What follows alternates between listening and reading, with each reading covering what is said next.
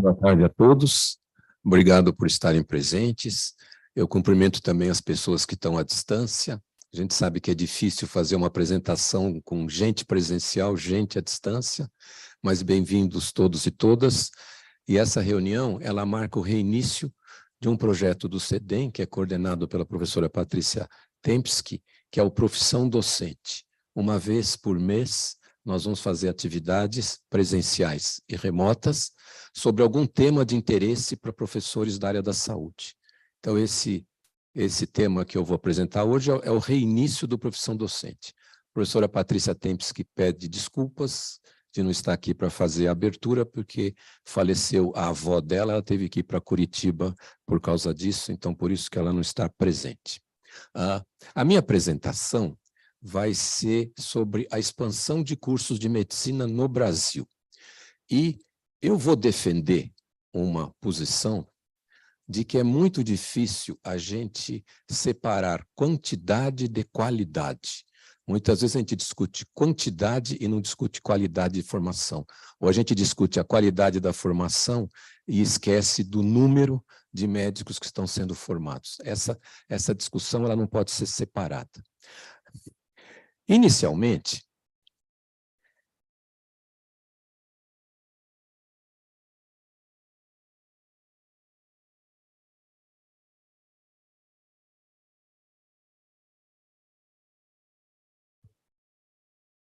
isso.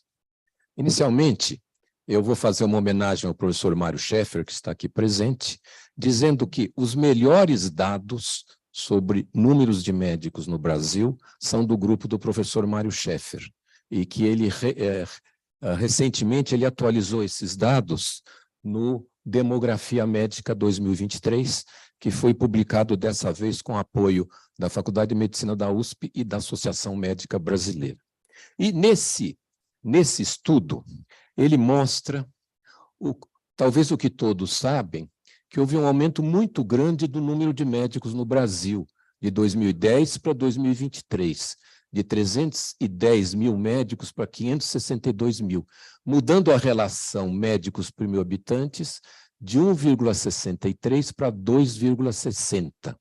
E aqui é um gráfico do mesmo trabalho, mostrando o aumento da relação médicos por mil habitantes, né? Em azul são os próximos anos. O professor Mário Scheffer e o seu grupo fizeram uma projeção de quantos médicos haverá no Brasil, considerando o número de vagas em cursos de medicina existentes hoje. E eles fizeram dois cenários. O primeiro cenário, que eles chamaram de cenário A, eles imaginaram que seriam mantidas as vagas existentes em 2023. E o cenário B, eles consideraram um aumento de 1.000 vagas durante o ano de 2023. E na projeção que eles fizeram, o Brasil chegará a 4,43 médicos por mil habitantes na situação A, ou 4,51 médicos por mil habitantes na situação B, no ano de 2035. E esses gráficos mostram a projeção do aumento de médicos. Claro que o aumento de médicos é dependente quase exclusivamente do aumento de médicos formados, do aumento dos cursos de medicina, porque existe pouca chegada de médicos para o Brasil formados em outros países, né? Só que a projeção do professor Mário Scheffer já está ultrapassada, porque já houve um edital do Ministério da Educação e da Saúde, no último mês, com um chamamento público para mais 10.000 vagas em cursos de medicina. Então, provavelmente, o Mário vai ter que rever a sua projeção. A média dos países da OCDE, da Organização para a Cooperação e Desenvolvimento Econômico, é 3,36 médicos por mil habitantes. Então, a projeção do professor Mário Scheffer mostra que o Brasil vai atingir mais médicos que a média da OCDE atual, porque existe toda uma discussão do que vai acontecer com todos os países nos próximos anos, né? E aqui eu coloquei uns dados confrontando com a projeção do professor Mário Schaeffer, uns dados retirados do Anuário Estatístico da Organização Mundial de Saúde, que fala que a média das Américas em 2026 é 2,25 médicos por 1 habitante, a média da Europa é 3,66, e o dado do Brasil, que está naquele manual, é 2,31.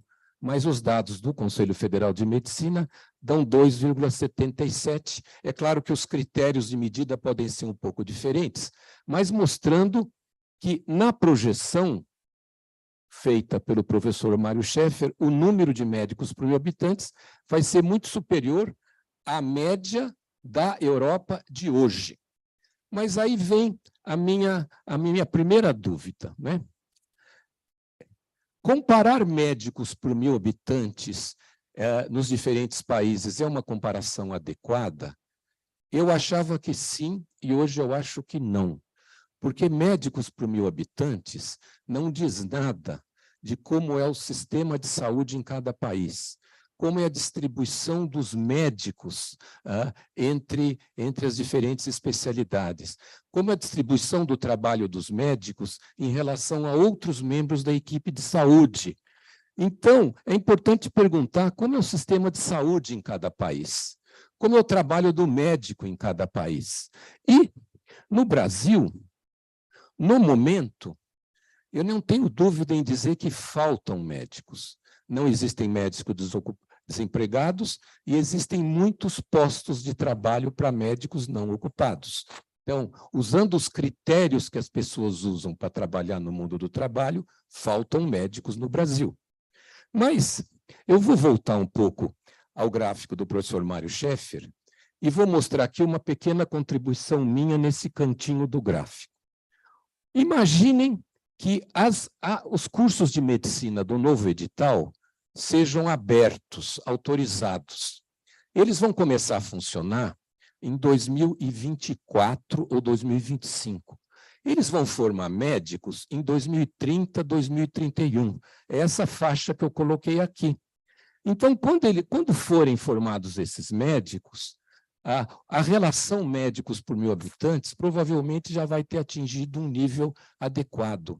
Então, não é uma boa estratégia abrir cursos de medicina para aumentar o número de médicos, porque essa consequência vai acontecer em 10 anos, ela não é imediata. Então, essa é uma questão importante, porque, às vezes, existem grupos que dizem faltam médicos. Eu concordo, faltam médicos. Mas esses mesmos grupos dizem, precisamos abrir mais cursos de medicina. Eu digo, não precisamos, nós temos vagas suficientes. Faltam médicos, nós temos vagas suficientes. Mas os médicos formados, talvez, ou quase certamente, vão compensar ao longo dos anos essa diferença. E aí, por que é difícil dizer quantos médicos o Brasil vai precisar nos próximos anos? Porque a resposta depende do Sistema Único de Saúde que vai ser construído. E existem muitas visões diferentes do SUS em disputa. E eu vou dar alguns exemplos. Eu entrei na internet e vi essa foto, que é uma propaganda de um curso para optometrista nos Estados Unidos. Nos Estados Unidos, quem prescreve óculos é o optometrista. No Brasil, é o oftalmologista. Então, o Brasil precisa muito mais oftalmologistas por 1.000 habitantes do que os Estados Unidos e os outros países de alta renda ou do norte global. Eu também tirei essa foto da internet de um curso no Reino Unido para prescrição feita por enfermeiros. Enfermeiros no Reino Unido prescrevem. Enfermeiros no Brasil não prescrevem. No Reino Unido, a necessidade, então, de menos médicos por 1.000 habitantes do que no Brasil. E, sem falar nos impactos da telesaúde e da saúde digital, mas eu peguei mais uma foto da internet, que é propaganda de um plano de saúde brasileiros. Especialista ou generalista, qual médico consultar? O Brasil é um dos únicos países do mundo em que o cidadão abre o caderno do convênio e escolhe o especialista que ele vai procurar. E, se quiser, ele vai procurar 10 especialistas ao mesmo tempo. Nos países de alta renda, isso não acontece. O cidadão procura o seu médico de família, o seu médico internista, o seu pediatra, e ele é encaminhado para especialistas após uma conversa com o seu médico. Então, se você pode procurar os especialistas que você achar necessário, o Brasil precisa de mais médicos por 1.000 habitantes. Se o sistema de saúde for mais racional, o Brasil precisa de menos médicos por 1.000 habitantes. Por isso que essa discussão, ela depende do SUS que a gente quer construir, né? Agora, é claro que o SUS que a gente quer construir é o SUS para atender a todas as pessoas, inclusive, principalmente as pessoas nas situações mais vulneráveis. Então, a gente tem que abrir um pouco o nosso jeito de pensar e não pensar no nosso mundo, mas olhar para o nosso país tão diverso, que tem tantas desigualdades no acesso à saúde, e que nós, como professores de medicina, professores das outras áreas de saúde, como cidadãos, temos que lutar por um SUS que atenda com qualidade a todas as pessoas. Mas o que tem acontecido, né? Independente da discussão do número de médicos no Brasil, existe uma unanimidade que a distribuição desigual é um problema gravíssimo no nosso país. Então, no Brasil, a má distribuição agrava muito o problema da necessidade de mais médicos. Então, é uma distribuição desigual em diferentes regiões do país, entre capitais e cidades do interior, entre periferia e regiões centrais das áreas metropolitanas, e citando de novo o professor Mário Schaeffer, como ele mostrou há uns 10 anos atrás, entre a saúde suplementar e o SUS público. Existem mais médicos por 1.000 habitantes nos convênios do que no SUS. Agora, o Marco Antônio Santos, que está aqui, né, que é um médico de família e geógrafo, ele nos ajudou num estudo em que nós procuramos estudar o que aconteceu com os cursos de medicina no Brasil. Esse estudo ele foi financiado em grande parte pela ANUP, Associação Nacional das Universidades Particulares. E o Marco, ele fez vários mapas, e nós decidimos não estudar a distribuição por estado. Nós resolvemos estudar a distribuição por região de saúde. O Brasil tem 450 regiões de saúde, e a região de saúde talvez seja uma área geográfica mais adequada para estudar cursos de medicina, porque é numa região de saúde onde existe, ou deveria existir, a rede do SUS adequada, montada, com os hospitais de referência, as unidades básicas, as unidades especializadas, porque não são todas as cidades quem tem todos os recursos, mas espera-se que uma região de saúde tenha todos esses recursos, né? E o Marco, ele colocou, por exemplo, nesses gráficos, a relação médico por 1.000 habitantes nas diferentes regiões de saúde do Brasil. E ele comparou uma década, 2013 e 2020. E vejam o que aconteceu. As políticas públicas tiveram um impacto. A gente diz que elas não tiveram, mas elas tiveram. Vejam a relação médico por 1.000 habitantes nas diferentes regiões de saúde do Brasil e 10 anos depois. É claro que o azul claro é meio a 1 médico por 1.000 habitantes. É um número inadequado, mas que houve uma redistribuição dos médicos pelo país, houve. É claro que nós não podemos, a partir desses gráficos, dizer se esses médicos estão predominantemente trabalhando no SUS ou trabalhando em consultórios particulares. Mas eu gostaria de convidar o Marco para fazer um comentário sobre isso. Olá, boa tarde a todos. Agradecer ao professor Milton. É uma alegria ter a possibilidade de juntar, né, uma longa trajetória de médico da ponta do SUS com uma formação em geografia que eu terminei não faz muito tempo. E essa foi uma estratégia interessante, né? Essa opção, essa longa tradição do SUS, né, de ser regionalizado é uma coisa muito importante, né, vindo desde os distritos sanitários, né? E a opção de região de saúde, ela é interessante, né? Quando a gente olhar, por exemplo, para o estudo da abertura de escolas médicas, uma escola médica, ela tanto influencia o entorno para além do município, né? Porque se pensar numa região que tem um município sede, que tende a ter mais recurso, mas tem uma série de pequenos municípios ao redor, que acaba sendo mais deficitário, olhar dessa maneira a abertura de uma escola médica, tanto na proporção de médicos por habitante, como vagas por habitante, tem um impacto grande, né? Então, a gente, ao fazer esse recorte, né, e segue fazendo análises, que a gente depois mais para frente vai comentar um pouco, para estudar esse impacto da abertura, porque essa escola vai impactar, tanto do ponto de vista dos serviços de saúde, como inclusive economicamente a região, como a região impacta na própria estrutura da escola. São muitas escolas médicas que usam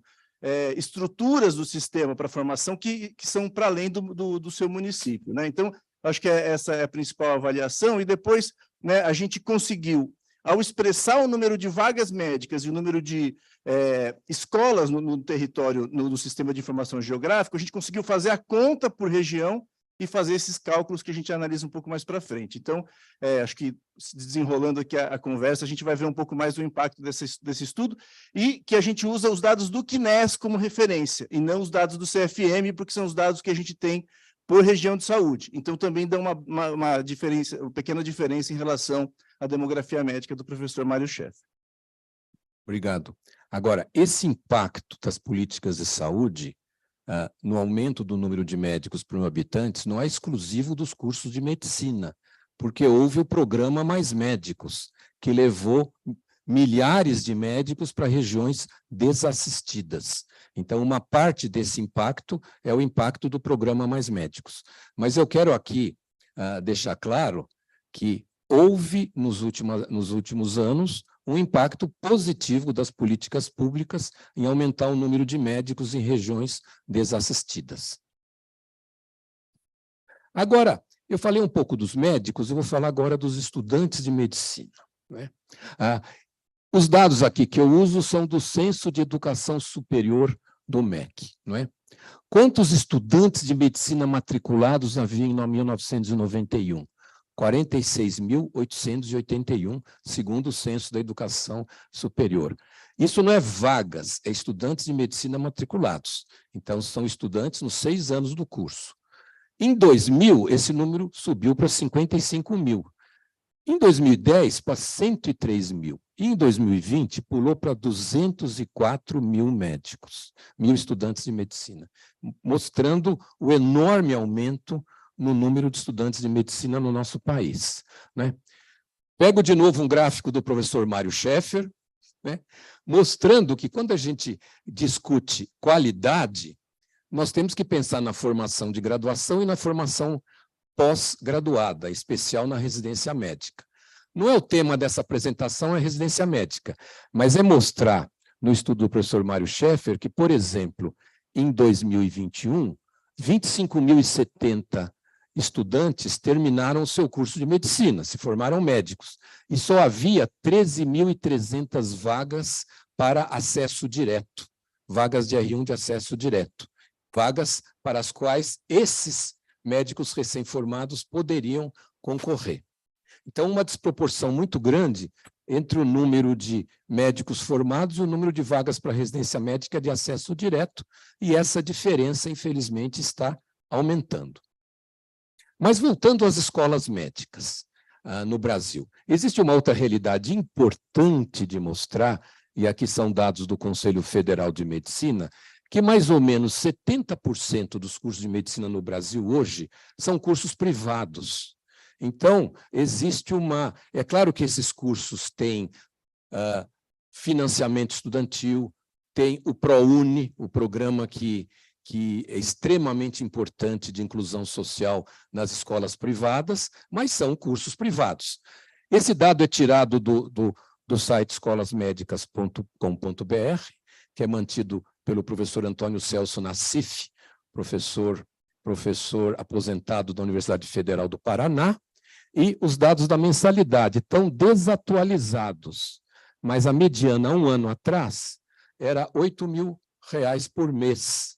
Mais a despesa para se manter na cidade onde o estudante vai estudar, então uma família precisava de R$ 10.000 por mês para manter um estudante numa escola privada, em média, se ele não tinha um financiamento. Então, essa expansão ela tem que ser pensada também nessa questão. Agora, é claro que o desafio de qualidade é igual para escolas privadas, escolas públicas, escolas privadas lucrativas, escolas privadas não lucrativas. Então, aqui não existe nenhum preconceito contra um determinado tipo de curso de medicina. Todos eles têm o compromisso social de formar médicos de qualidade. Mas isso é uma questão que limita o acesso de muitos estudantes que sonham ser médicos e que vêm de camadas menos favorecidas do ponto de vista financeiro da sociedade, né? Agora, nós estudamos um pouco a diferença entre os cursos abertos a partir de 2014 e até 2014. Por que essa diferença? Porque em setembro de 2013 foi aprovada a Lei do Mais Médicos. E a Lei do Mais Médicos, ela mudou muito a formação médica no país. E a Lei do Mais Médicos, no seu artigo 3º, ela estabelecia que a autorização para cursos de medicina deveria ser feita só a partir de editais do Ministério da Educação. Então, por isso que nós resolvemos estudar o que aconteceu após a Lei do Mais Médicos, e por isso que nós fizemos essa separação, né? Então, antes de 2014, havia 207 cursos de medicina. A partir de 2014, mais 182 cursos de medicina iniciaram as suas atividades. Isso é um dado de abril desse ano, não é? Então, talvez seja um pouco maior, né? 26 mil vagas, 16 mil vagas, 125 vagas por curso, 89 vagas em média por curso, né? Total de vagas, em 2023, 42.346. Essas são vagas. O número de ingressantes é um pouco maior do que 50 mil. Por que o número de ingressantes é diferente do número de vagas? Porque as escolas privadas, elas podem somar as vagas do ProUni e somar vagas do financiamento estudantil do FIES às vagas autorizadas. Então, a gente pode, em muitos cursos de medicina, essas vagas têm que ser multiplicadas por 1,2. Então, nós trabalhamos com as vagas autorizadas, porque é o número mais fácil da gente ter acesso, apesar de reconhecer que esse número não diz exatamente o que acontece realmente, né? Resolvemos estudar a partir da Lei do Mais Médicos, a Lei 12.871. Por quê? Porque a Lei do Mais Médicos, ela introduziu critérios que nunca havia antes no país. E eu vou resumir os 3 grupos de critérios determinados no artigo 3º da Lei do Mais Médicos. O primeiro é que o município, ele tinha, para se candidatar até um curso de medicina, ele tinha que assumir compromissos com a rede de saúde local, para a rede de saúde local servir de rede de saúde escola. E mais do que isso, o curso de medicina privado, ele tinha que assumir compromissos também. Por exemplo, dar 10% da receita para o SUS, oferecer vagas para alunos da região, fazer reformas nas unidades básicas de saúde, abrir programas de residência médica na região. Então, compromissos que nunca antes houve. E mais ainda, o que eu acho um aspecto muito interessante, havia a determinação de um processo de acompanhamento desses cursos por uma comissão de especialistas, que era chamada na época de CAMEM, Comissão de Acompanhamento e Monitoramento de Escolas Médicas.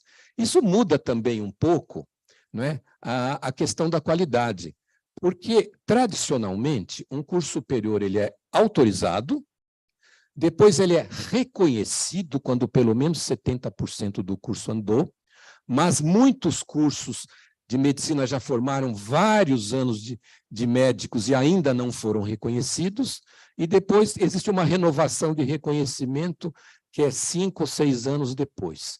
Então, haver uma comissão que acompanhava periodicamente esses cursos podia ser uma garantia melhor da qualidade. Então, compromissos por parte do município, compromissos por parte da instituição de ensino superior privada e acompanhamento. Na minha opinião, um avanço muito importante na formação médica. Mas o que aconteceu? E aí é uma coisa muito interessante da gente ver. A partir de 2014, quantos cursos de medicina foram abertos a partir dos editais do Mais Médicos? 62. Houve uma fase inicial do Mais Médicos, que era para o país inteiro. Houve uma segunda fase mais interessante, que era só para cursos das regiões Norte, Nordeste e Centro-Oeste. Somando as duas fases, 62 cursos foram autorizados. O que corresponde, atualmente, a 5.559 vagas autorizadas, com uma média de 90 vagas por curso. A maior parte dos cursos do Mais Médicos 2 só tem 50 vagas, né? Só que a segunda linha dessa tabela mostra uma coisa interessante: privados, não mais médicos. Mas só podia abrir curso privado a partir dos editais do Ministério? Não. Não, porque havia cursos já andando com seus processos no MEC, e muitos cursos conseguiram o seu direito de apresentar sua proposta do MEC a partir de decisões judiciais. Então, se iniciou um processo grande da chamada judicialização dos cursos. Então, os cursos não mais médicos, eles foram 63, com mais vagas, 6.799, e uma média maior de vagas por curso. A terceira linha mostra os cursos públicos estaduais e federais que foram autorizados e que tem uma relação importante também com Mais Médicos, porque houve um estímulo para aumento dos cursos de medicina públicos federais. Esses cursos, assim como os cursos do Mais Médicos, eles foram autorizados em regiões de saúde onde não havia geralmente um curso de medicina prévio. Só que eles foram muito tímidos. Olha a média de vagas por curso, 58. Então, o setor público do ensino superior foi muito tímido ao responder à demanda por expansão dos cursos superiores. Então, os cursos públicos têm uma parte da responsabilidade sobre esse desvio cada vez maior do número de vagas em instituições públicas versus vagas em instituições privadas, né? O novo edital também ele determina isso. O novo edital ele fala em 10.000 vagas, só 2.000 vão ser públicas, as outras 8.000 vão ser para instituições privadas. Então, o próprio Ministério da Educação ele está incentivando a expansão, incentivando mais a expansão do ensino superior na área privada do que na área pública. Isso é importante de enfatizar, porque o edital diz isso: 10.000, 2.000, 8.000. Né?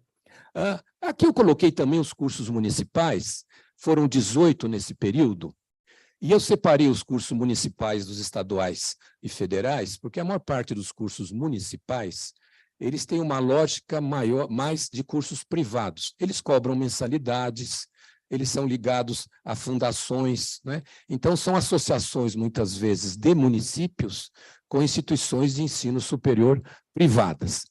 Só que os cursos já existentes também tiveram uma expansão de vagas, 4.980.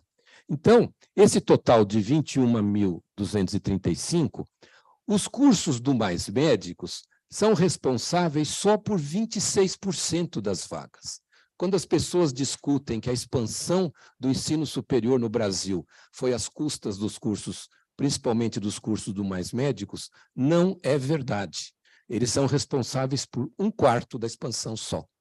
Se a gente somar os cursos estaduais e federais, que também responderam a esse chamamento, então as políticas públicas elas conseguiram influenciar a abertura de 36% dos cursos, das vagas de cursos de medicina. Então, Essa é uma discussão interessante, porque durante esse período houve um tempo grande em que houve uma moratória da autorização de cursos determinada pelo ministro da Educação, e que mostrou totalmente inócua. A moratória ela não existiu, porque no momento em que houve a moratória, não é, houve quase que um desvio da política de expansão de cursos superiores da esfera do executivo para o judiciário. Foram os juízes que passaram a decidir se um curso de medicina deveria ser autorizado ou não, né? E o edital recente, ele tenta retomar esse comando na regulação dos cursos de medicina no Brasil, né? Eu fiz uma brincadeira aqui, que eu peguei os 20 países do mundo com maiores populações, né? Peguei os países com maior população porque é mais fácil fazer relação escolas médicas por população. Aqui eu estou mostrando os 12 países mais populosos. Quando eu fiz esse levantamento, eu fiquei chocado, porque eu fiz uma apresentação há 2 anos atrás para uma reunião do grupo de cirurgia do Lancet, e eu mostrei um pouco como era a realidade de medicina, de saúde no Brasil, e o Brasil era o 5º país do mundo em população. Ele já virou o 7º. Ele foi passado, nesses 2 anos, pelo Paquistão e pela Nigéria. Vocês sabiam que a Nigéria tem mais habitantes que o Brasil? A Nigéria tem 220 milhões de habitantes, né? Eu dividi a população, as escolas médicas, pela população, e vi um índice de cursos de medicina por milhão de habitantes. O Brasil é disparado o país que tem mais cursos de medicina por milhão. No meu cálculo, 1,91, enquanto não existe mais nenhum outro país que passa de 1.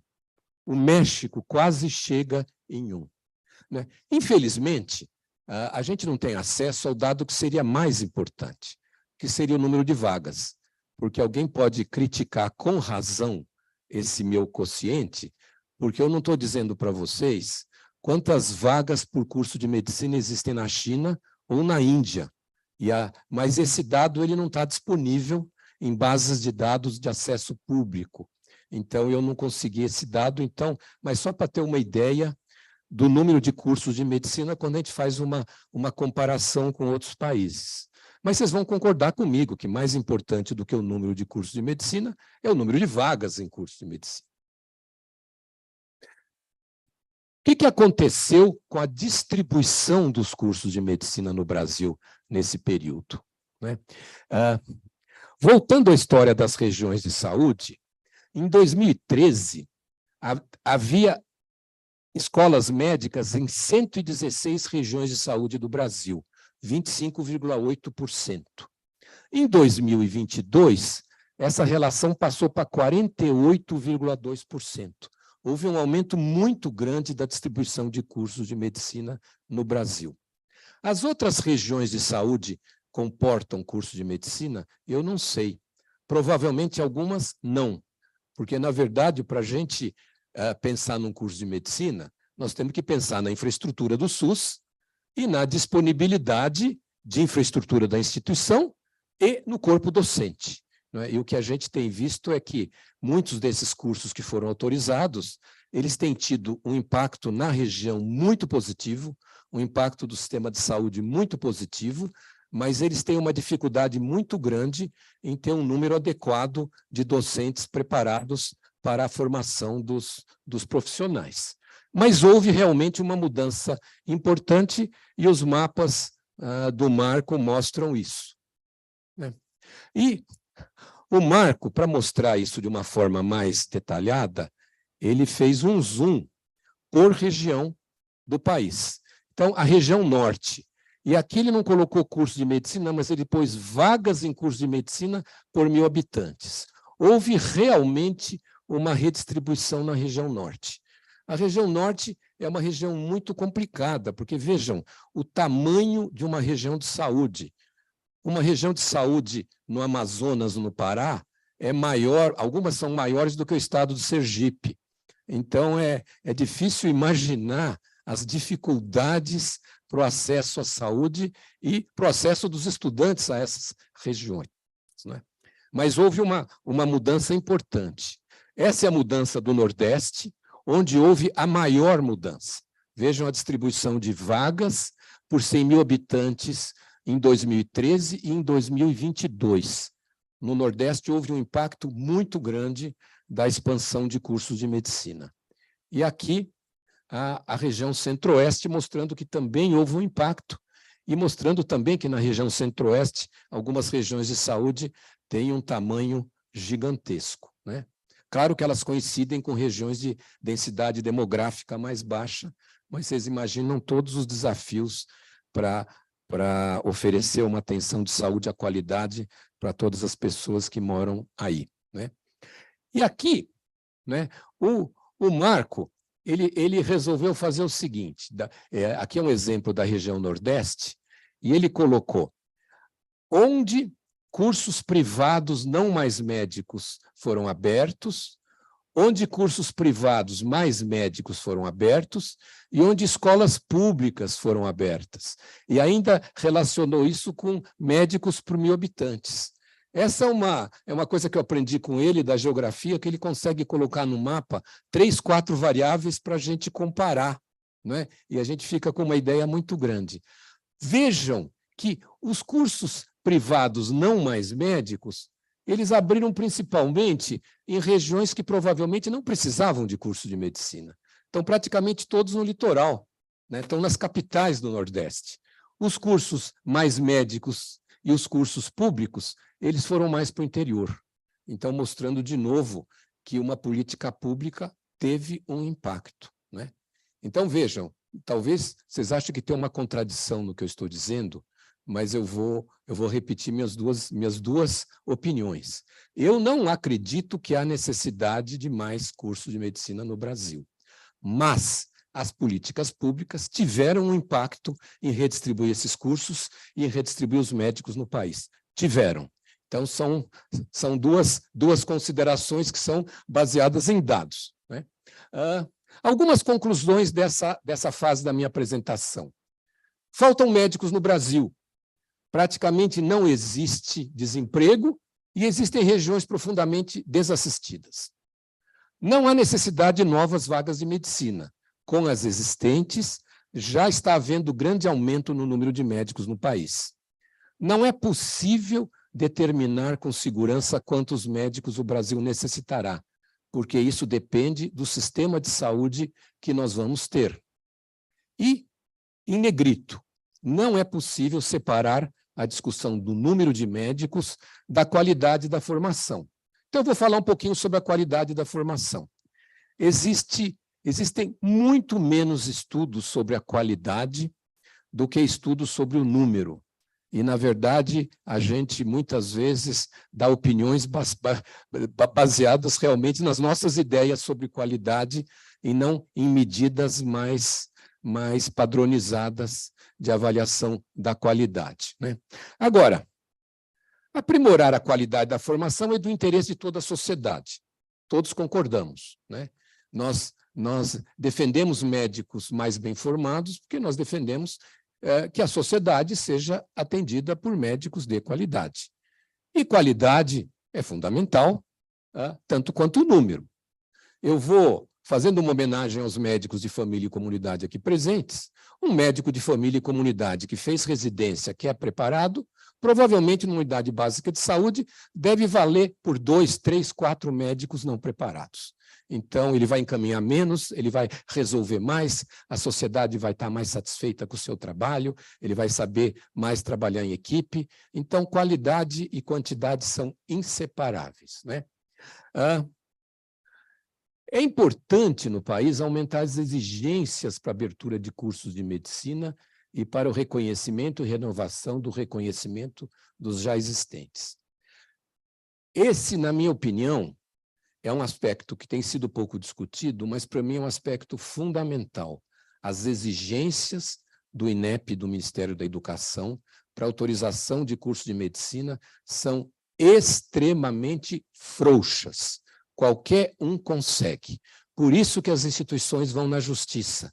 conseguem a liminar, conseguem o direito de inscrever o seu curso no MEC, e aí, quando o processo do MEC começa, é nomeada uma comissão de especialistas que vai visitar a instituição.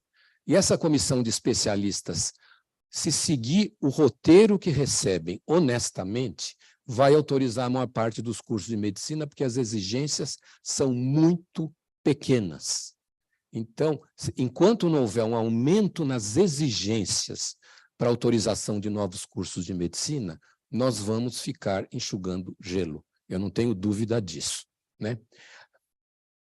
Uma exigência fundamental, e essa é importante reconhecer que está na Lei do Mais Médicos, é a exigência de um compromisso forte da escola médica com a comunidade local e regional, em especial no aprimoramento da rede de atenção à saúde no SUS. O curso de medicina tem um compromisso com a comunidade local, e esse compromisso tem que ser exigido, tem que ser cobrado, tem que ser quantificado. Mas há necessidade de avaliação externa, e aqui eu vou falar rapidamente de duas questões, né?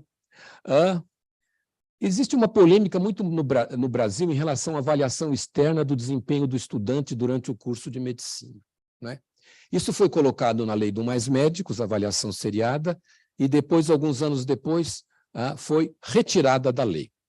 Mas, na minha opinião, e numa opinião crescente de professores de medicina, essa é uma questão fundamental. Há necessidade de avaliação externa do desempenho de todos os estudantes de medicina ao longo do curso, não ao final deles, não é? Um exame de ordem não tem o menor cabimento, mas um exame ao longo do curso, ele cabe, como a maior parte dos países do mundo desenvolvido faz. Qual que é a vantagem de exames ao longo do curso? É que o curso é responsável pela recuperação dos seus alunos. Se o exame for feito ao final do curso, não é? A avaliação em um momento só não é a melhor avaliação. E o aluno já tem o seu diploma. Quem vai ser responsável por ele se recuperar? Então, avaliações ao longo do curso, não é? São uma necessidade para o país, não é?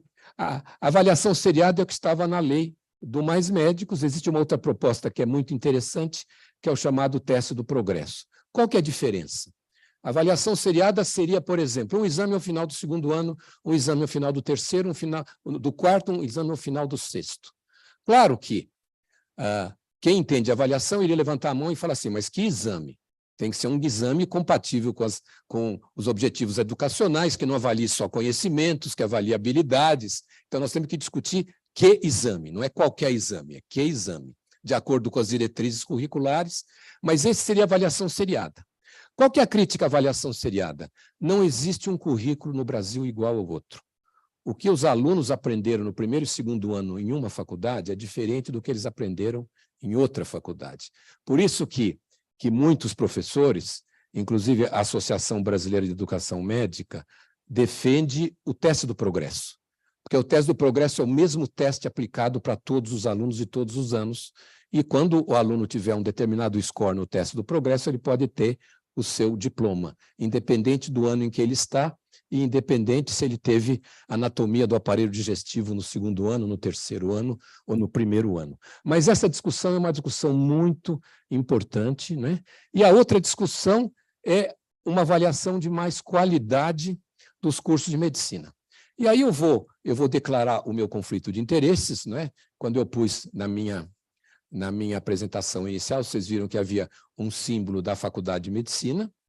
Meu principal conflito de interesse, sou professor da Faculdade de Medicina da USP, mas aí havia um outro símbolo, que é o símbolo do SAEME, do Sistema de Acreditação de Escolas Médicas, e hoje eu sou coordenador executivo do Sistema de Acreditação de Escolas Médicas, e eu vou, nesse finalzinho, defender que é uma boa alternativa para o país ter sistemas independentes, que avaliem a qualidade dos cursos de medicina e que deem para esses cursos uma devolutiva para eles aprimorarem a sua qualidade, né? O SAEME, atualmente, ele é um departamento do Conselho Federal de Medicina, ele é financiado exclusivamente pelo Conselho Federal de Medicina, ele foi iniciado aqui, nessa faculdade, em 2015, num projeto de pesquisa coordenado pela professora Patrícia Tempsky e por mim, financiado por recursos do PROAD, SUS, recursos do Hospital Sírio-Libanês e do Hospital Albert Einstein. Nós fizemos um projeto de um sistema de acreditação que depois o Conselho Federal de Medicina assumiu como dele. Então, passou a ser o SAEME, Sistema de Acreditação de Escolas Médicas. Nós temos um site onde todas as informações estão disponíveis. É um site em português, espanhol e inglês, para permitir um diálogo com outros sistemas de outros países, né? E ele já foi reconhecido internacionalmente pela World Federation for Medical Education. Ele era o único sistema da América do Sul reconhecido, e o mês passado um sistema da Colômbia também foi reconhecido. E eu mostro aqui que no último encontro das entidades médicas, eles fizeram uma pesquisa se eles achavam que o SAEME deveria ser o sistema ideal de avaliação, e 95% dos presentes responderam que sim. Então, ele está conquistando uma representatividade nacional importante, né? Nós já visitamos 76 cursos de medicina. Então, o nosso trabalho já está bastante importante. Só se inscreve no SAEME quem já formou médicos. Então, o nosso universo não é 389 cursos de medicina, é muito menos que isso, que são os cursos que já formaram médicos. E a inscrição é voluntária. Então, talvez vocês possam argumentar que os dados que eu tenho do SAEME não refletem a média dos cursos de medicina, porque o curso de medicina que se inscreve no SAEME, ele considera que ele tem condição de ser acreditado, né? Até o momento dos 76 cursos, 53 foram acreditados.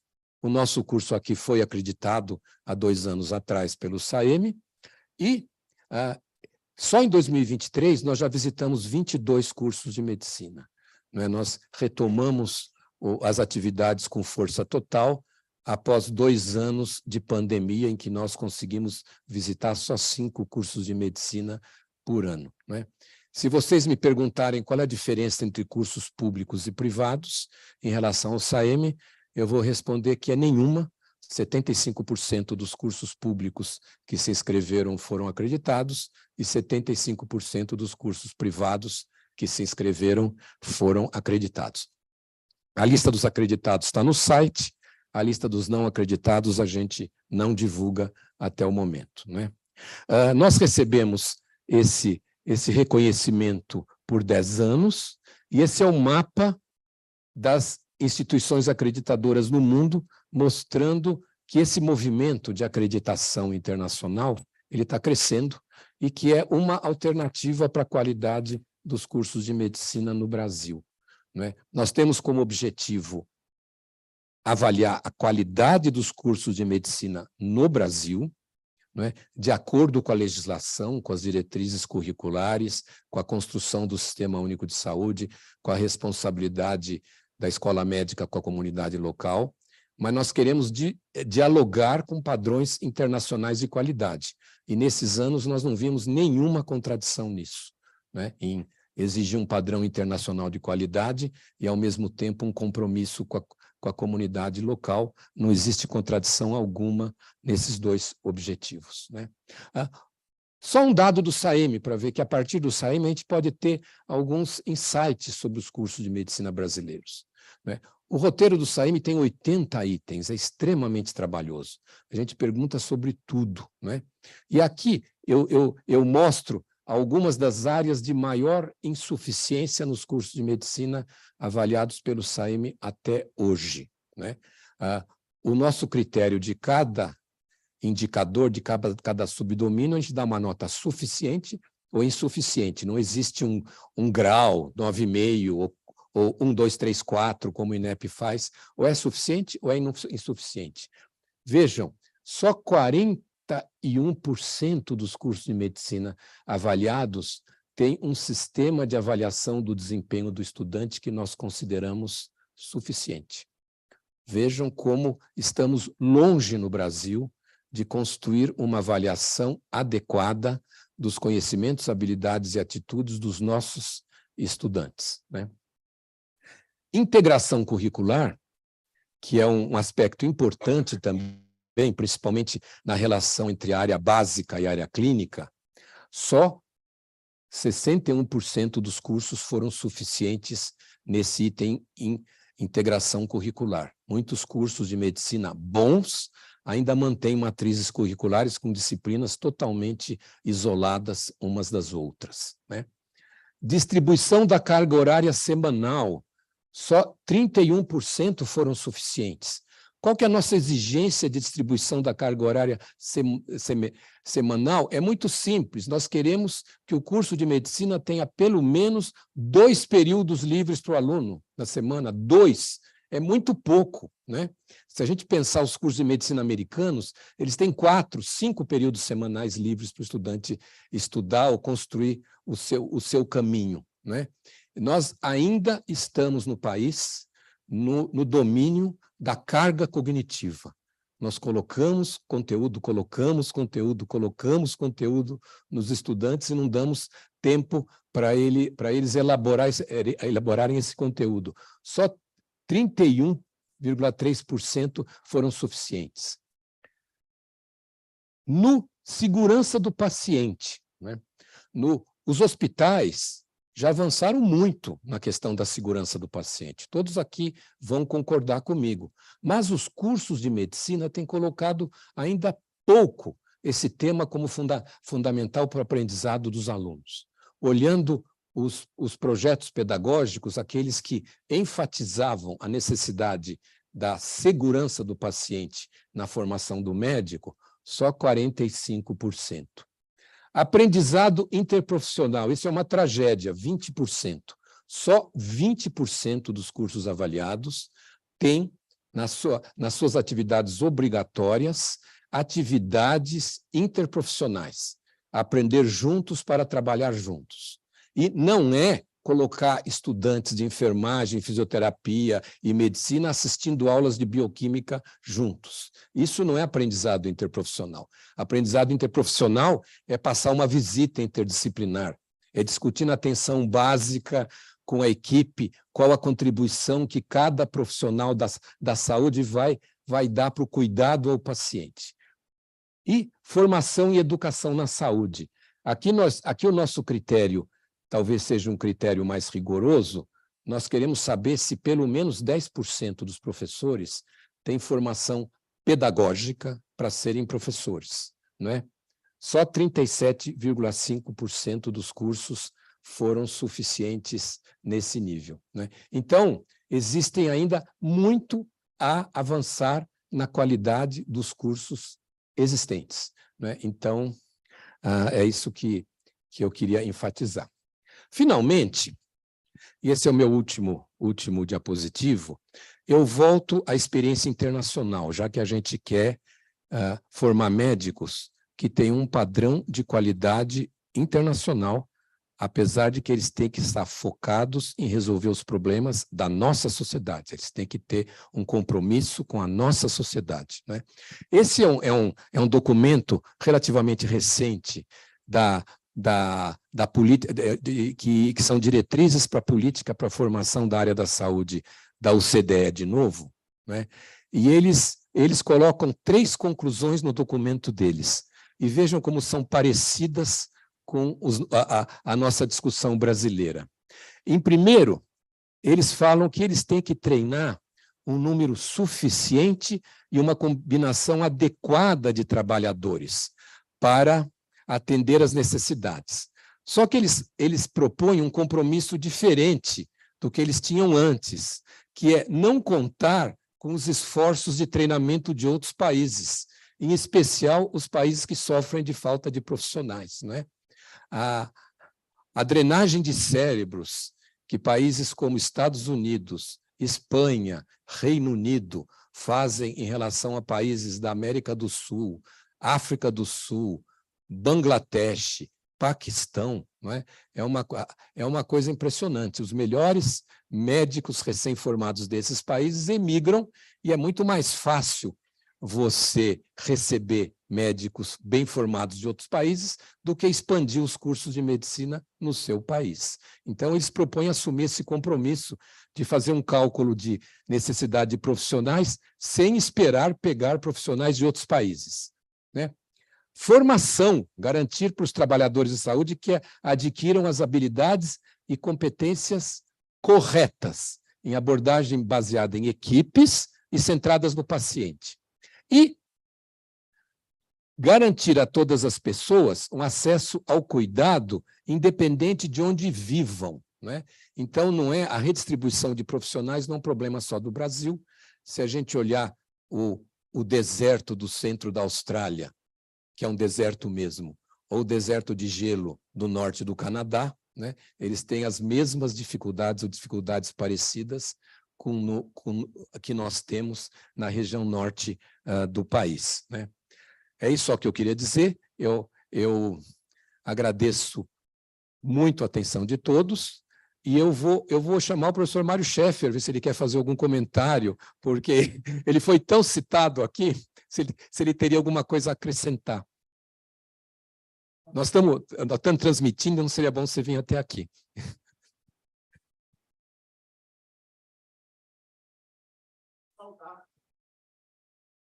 Primeiro, saudar o professor Milton, né, pela iniciativa de trazer esse debate da expansão, né, do ensino médico aqui para, né, o ambiente acadêmico. Eu acho que nós temos que discutir.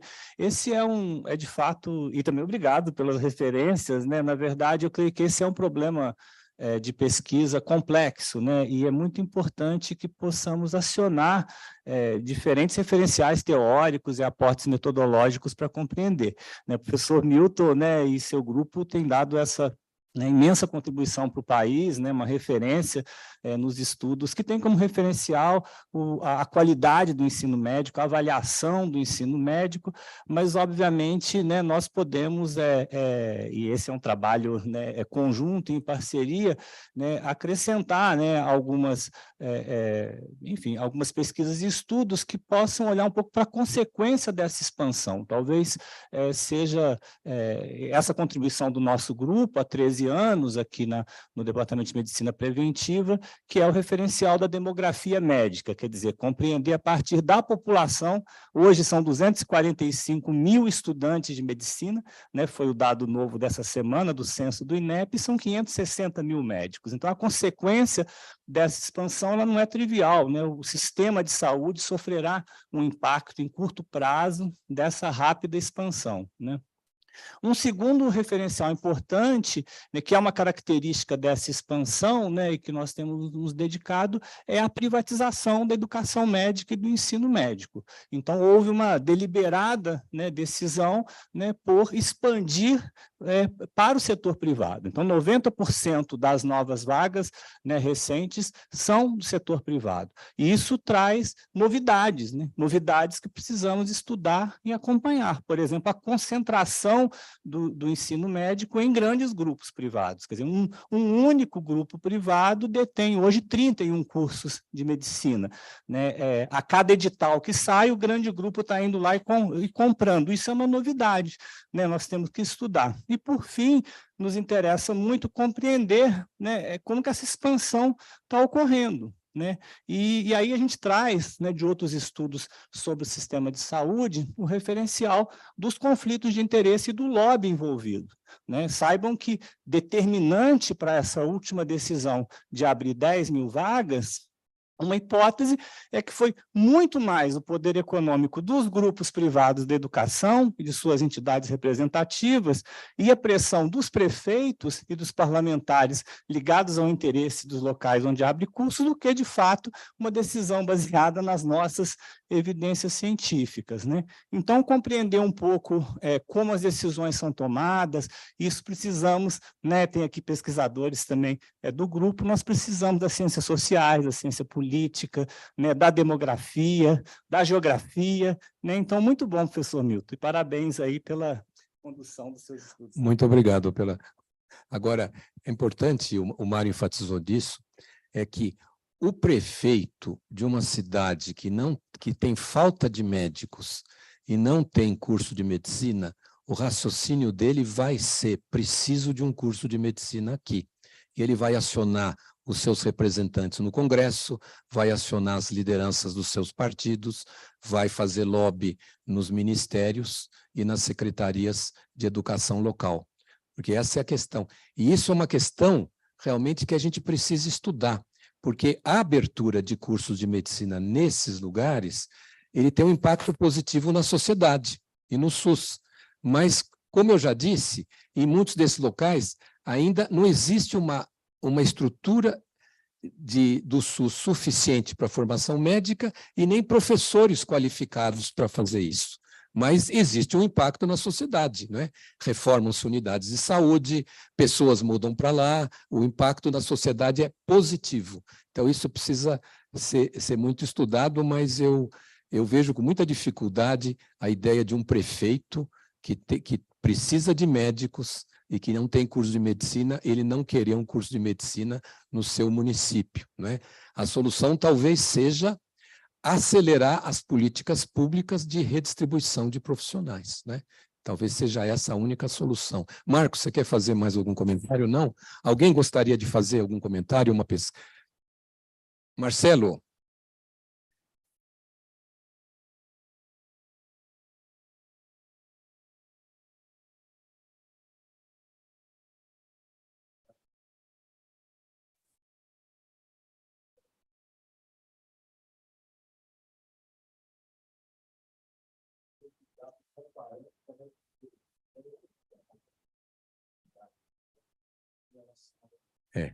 Eu não tenho esse... Ele pergunta, o professor Marcelo pergunta se existe uma relação entre cursos acreditados pelo SAEME Desempenho no ENAD.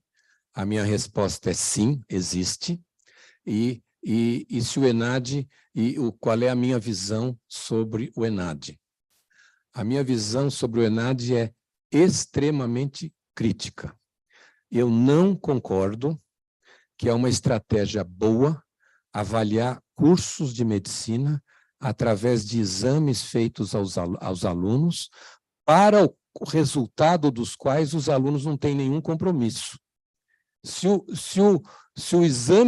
fosse feito um exame para todos os alunos e eles tivessem um compromisso com a qualidade do resultado, talvez fosse uma estratégia complementar interessante.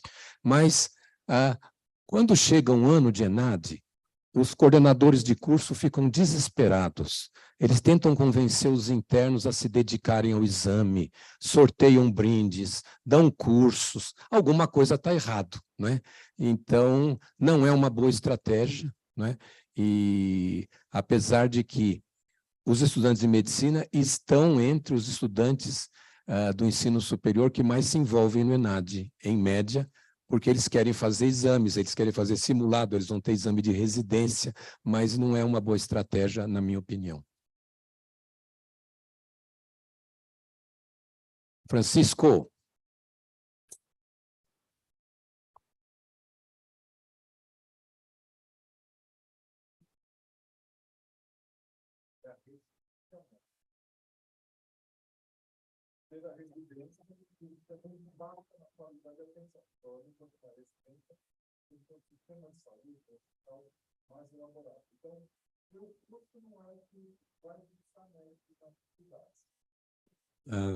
O professor Francisco está citando frases minhas antigas de que a residência médica fixa mais do que cursos de medicina.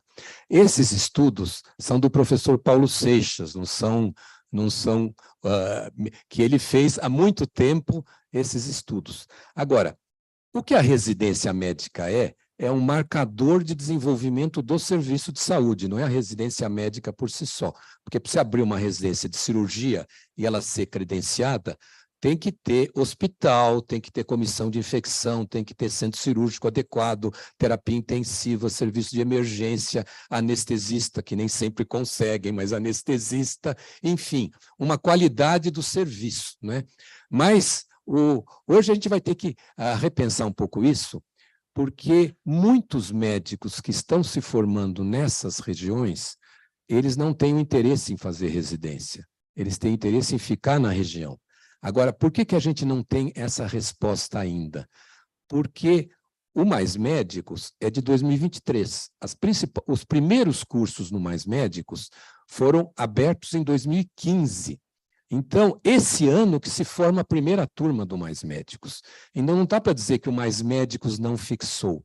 Esse aumento no número de médicos na região onde tem essas escolas, provavelmente é secundário às outras políticas de provimento de médicos, como o Mais Médicos, e também a mudança de muitos médicos para o curso de medicina, para serem professores, não é? Mas se esses cursos vão fixar médicos na região, a gente não sabe. A gente só tem pesquisas de opinião de muitos estudantes dizendo que vão ficar, mas aí entram as políticas públicas. Que oportunidades vão ser oferecidas para esses médicos, para eles se fixarem na região, né? Mas nos estudos antigos do Paulo Seixas, é isso que se dizia, né?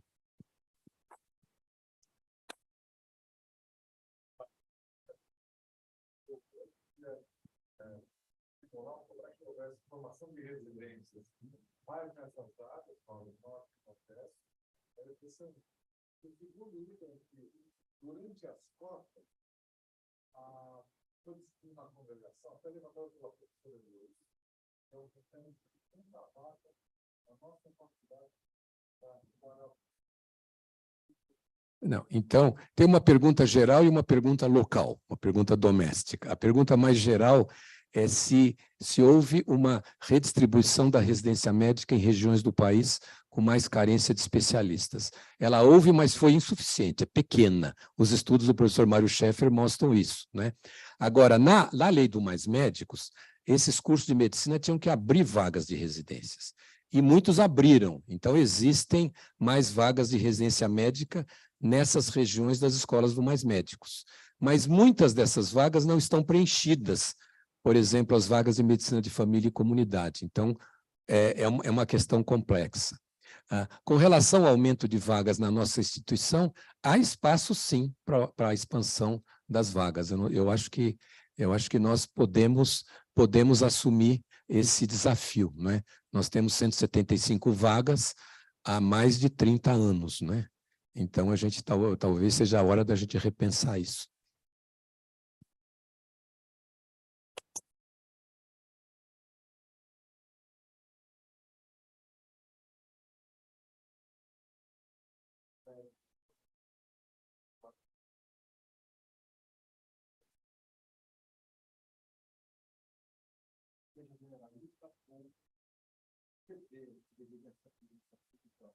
Formação de generalista pós,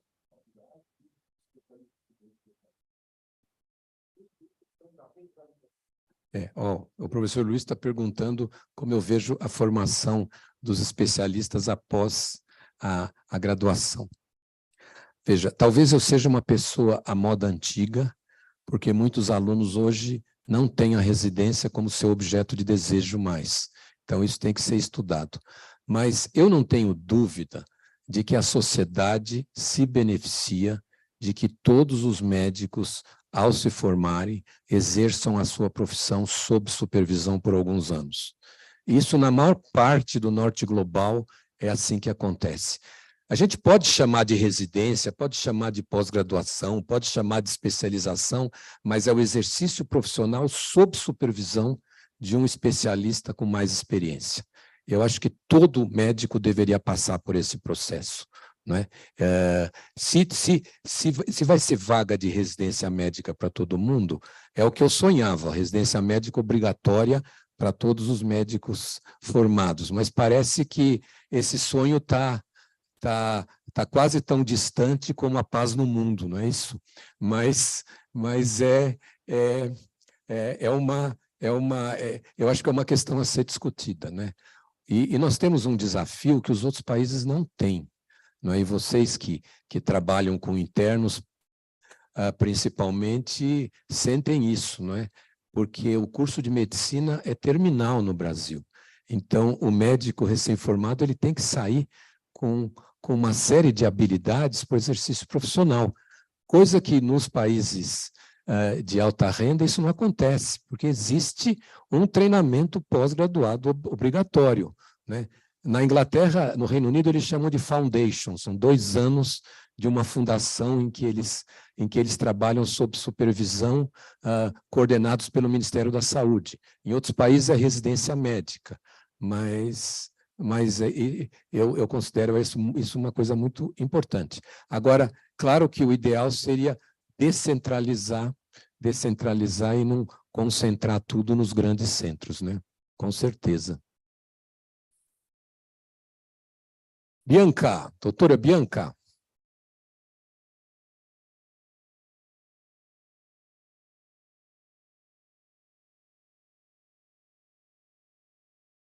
Você consegue?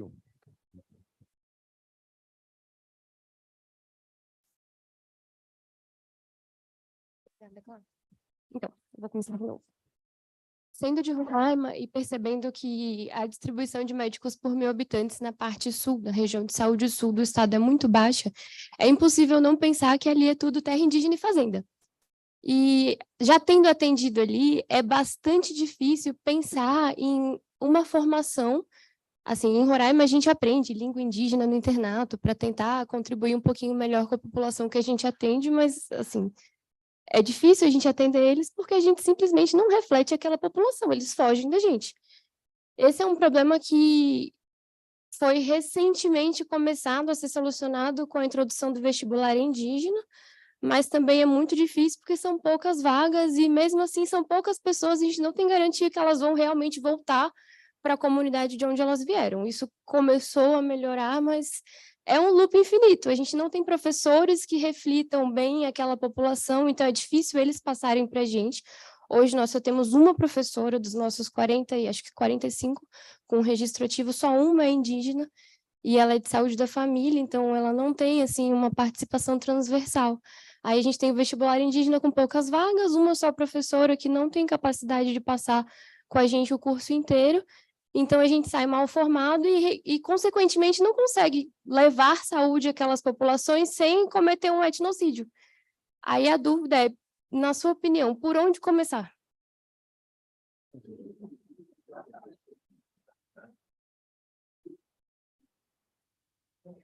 Eu vou brincar primeiro com o que o professor Mário falou, que são problemas complexos. Mas existe um documento da Organização Mundial de Saúde de provimento e fixação de profissionais. E eu aprendi nesse documento que provimento e fixação são coisas diferentes. Existem regiões que você consegue prover o profissional, mas você tem dificuldade de fixá-lo.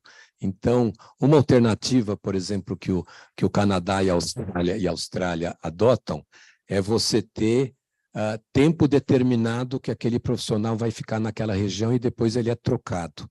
É claro que para o vínculo para a comunidade é muito pior do que um médico de família que fique anos, mas é uma possibilidade. A segunda possibilidade, que esse documento também enfatiza, e ele mostra muitos estudos, alguns na Tailândia, pelo que eu lembro, de que quando o profissional de saúde é da região, a chance de ele trabalhar na região é muito maior do que um profissional de saúde que vem de outra região. Então, o acesso de jovens indígenas ao ensino superior da área da saúde é um caminho importante também. E o outro é a telesaúde, né? Você não ficar lá sozinha e você ter um contato permanente com alguém que tenha um conhecimento que pode... Mas aí nós podemos ir em questões para questões até mais complexas, que é a competência cultural, que é isso que você está dizendo, né? Se os nossos alunos dessas regiões, eles aprendem a dialogar com outras culturas e com outras racionalidades terapêuticas, que é uma questão importante nessas regiões. Mas vale o seu depoimento e o desafio que a gente tem nessas regiões, né?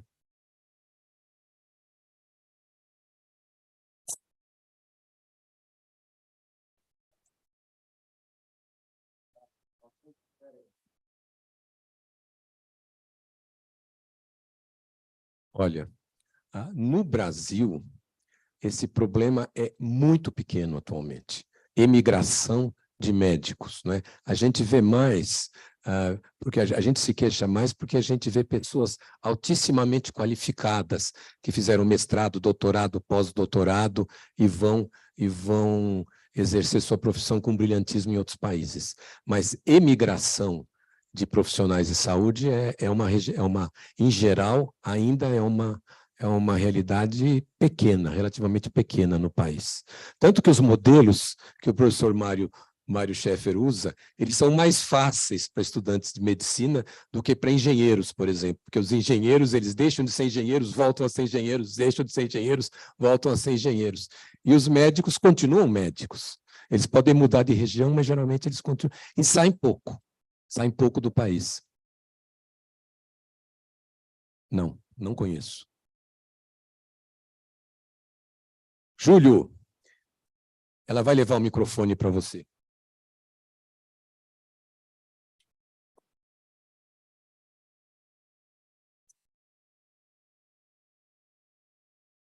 Obrigado. Eu vou fazer uma pergunta na direção um pouco da diversidade. A gente vê nesses aumentos de vagas, especialmente a particularização do ensino médico, tem um gráfico muito bonito numa das publicações do professor Mário Scheffer, que é a representatividade, por exemplo, de pessoas pretas, pardas e indígenas no curso de 2010 a 2019, apesar das cotas e do aumento desta representação no ensino público, no total de formados ou no total de vagas, essa representação não mudou durante esses 10 anos. E eu queria entender, e lembra, quando a gente fala de uma particularização, eu tenho um monte de vaga aumentada com uma média de mensalidade muito cara, e eu preciso pensar em quem eu estou formando, se eu estou formando pessoas que vão se dispor a estar trabalhando nesses locais onde eu tenho distritos de saúde com menor número de médicos por habitante, e se nesses distritos de saúde, estas pessoas formadas vão tratar da população que está realmente desassistida, ou se elas vão tratar uma população que não necessariamente está desassistida. Eu queria entender um pouco nessa particularização das escolas, nesse aumento de vagas em escolas particulares, qual o papel de políticas de inclusão também nessas vagas de escolas particulares para que isto possa melhorar. Eu sei que tem um FIES, tem um ProUni com todos os seus problemas e todas as suas qualidades. Eu queria entender do senhor um pouco como é que vocês enxergam um pouco essas políticas inclusivas nas escolas particulares, que são o principal pool de vagas que estão sendo abertas agora.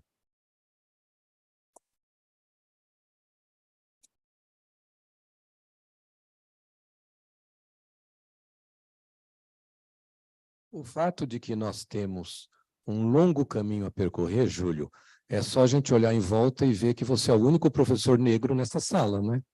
Então, nós temos um longo caminho a percorrer em relação à inclusão de minorias ou de maiorias subrepresentadas, não é isso? Então, eu sou totalmente fã das políticas de ação afirmativa nas escolas públicas. Elas mudaram a cara dos nossos cursos e nós vamos ver os frutos dessa decisão política no país nos próximos anos. Agora, nas escolas privadas, existem políticas locais, mas a política maior é o ProUni, mas o ProUni é só 10% das vagas. Então, no ProUni existe o privilegiamento à vulnerabilidade financeira, existe o privilegiamento a pretos, pardos e indígenas, mas é uma minoria. Então, essa política de inclusão social, ela está se dando com mais força nas instituições públicas do que nas instituições privadas, né? Agora, a outra coisa que você chama atenção, e que também esses documentos da Organização Mundial de Saúde chamam atenção, é a necessidade de você ter profissionais que reflitam a nossa sociedade, e que isso para a sociedade vai ser muito bom, e isso já está se demonstrando, né? Então, e se a gente olhar as populações brasileiras, muitas populações que não são pequenas, não estão nos cursos de medicina. Se a gente olhar, por exemplo, algumas regiões do Nordeste, a porcentagem de pessoas que são quilombolas ou ciganos, são Roma, é enorme. E a gente nem pensa nisso na discussão, fora os grupos indígenas, fora a saúde da população negra, que tem que estar com mais força nos cursos de medicina. Então, nós temos, quer dizer, você tem razão de chamar atenção para isso, porque ao falar de qualidade, nós temos que falar de diversidade e inclusão também. Aproveitar e comentar um pouco em relação, especialmente, à questão da formação de pessoas indígenas. Eu também trabalho com saúde indígena, fiz especialização em saúde indígena também. E é uma coisa muito, muito bonita de ver, que quando a gente pensa nessa perspectiva de projeção, né, quando começaram as cotas alguns anos atrás, e as inclusões, agora a gente está vendo os frutos mesmo. Então, no último congresso da Abrasco e no congresso recente de Medicina de Família e Comunidade, a gente viu surgir pessoas indígenas, médicas de família e comunidade, né, que impactou completamente a discussão. Então, nós estamos colhendo agora os frutos desse impacto, ainda que é uma questão muito difícil imaginar que o indígena necessariamente vai ter que trabalhar com indígena, né, e é uma queixa que isso aconteça, de transformar num gueto. Eu vi uma biomédica falando, poxa, eu sou biomédica e sempre vão me perguntar, e os cuidados tradicionais? Eu posso aqui falar a respeito das questões técnicas da biomedicina, né, e não encontram nisso. E no sentido contrário, acho que uma demanda importante é que esses temas entrem de forma bastante contundente na formação dos profissionais de saúde e dos médicos, né? A gente, recentemente, tivemos as primeiras aulas obrigatórias em saúde indígena aqui na faculdade, e é uma questão porque a gente também tem que estar formado, todo mundo tem que estar formado para trabalhar com a diversidade cultural. Nós estamos aproximando do fim. A professora Clarice, que está coordenando o backstage dessa reunião, já avisou. Então, eu agradeço muito a presença de todos e chamo a atenção para o anúncio da próxima atividade do Profissão Docente, que a professora Clarice vai inundar o e-mail de vocês com esses avisos. Obrigada, pessoal, pela presença de vocês. O próximo vai ser dia 21 de novembro. A gente vai ter aqui o professor Luiz Ari Messina, que é coordenador nacional da Rede Universitária de Telemedicina, na Rede Nacional de Ensino e Pesquisa. É longo o nome, por isso. Então, a gente espera vocês online ou presencialmente. Até mais, gente. Obrigada.